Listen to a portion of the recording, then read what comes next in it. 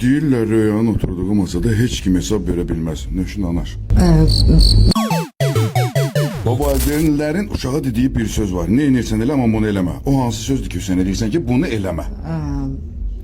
Söyüş söymə. Ən çox onu deyirlər. Və sənə valideynlərin nə deyirdilər ki, hər şey elə Röya, amma bunu eləmə. Deyəcəyin deyənə söyüş söymə. Yenə söyüş. Niyə Röya brenddir? Səni Yəni xüsusi... pis söz də, pis söz bildin, hə? Söyüş də? Hə də. Və niyə Röya brenddir? Səni xüsusi edən nədir? Xalqdan olmağım. Hə, bizdən birisən. Bəli, sizdən biriyəm. Bax, üç dənə heç vaxt eləmərəm. Dediyin nə var? Qələt eləyərəm. Dedim boşanmaram, boşandım.